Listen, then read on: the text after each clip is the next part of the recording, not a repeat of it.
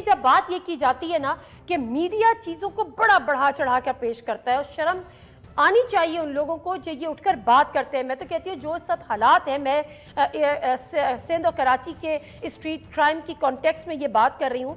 आज वहाँ के जो होम मिनिस्टर हैं वो फरमा रहे थे, जो इंटीरियर मिनिस्टर हैं सिंध ज़ियाउल हसन लंजर साहब, वो मीडिया बड़ी हाइप क्रिएट करता है। कल ही हमने इस पर एक प्रोग्राम किया था और जब मैंने ये बात की तो जो हमारे साथ मेहमान थे फ़हीम सिद्दीकी, सीनियर जर्नलिस्ट हैं कराची के, उन्होंने कहा कि रमज़ान के 19 रमज़ान तक इस शहर में 17 अमवात हो चुकी हैं, यानी 19 दिन में 17 जवान लड़कों को रोड पर स्ट्रीट क्राइम के नतीजे में उनको गोली मार के कत्ल कर दिया गया है। और फिर हमें ये बताया जाता है कि क्राइम्स तो होते रहते हैं, जिंदगी तो चलती रहती है। जरा सुनिएगा क्या फरमा रहे थे।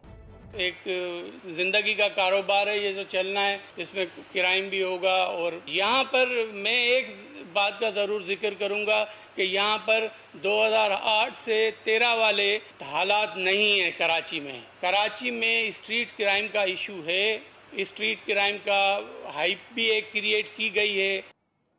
स्ट्रीट क्राइम कोई मामूली इशू नहीं है लंगर साहब, इनको आपको समझना चाहिए। ये जो ज़ियाउल हसन साहब हैं, पहली दफ़ा ये वहाँ के होम मिनिस्टर बने हैं। स्ट्रीट क्राइम कोई मामूली इशू तब होता है जब किसी का मोबाइल फ़ोन छिन जाता है, वो भी मामूली नहीं है।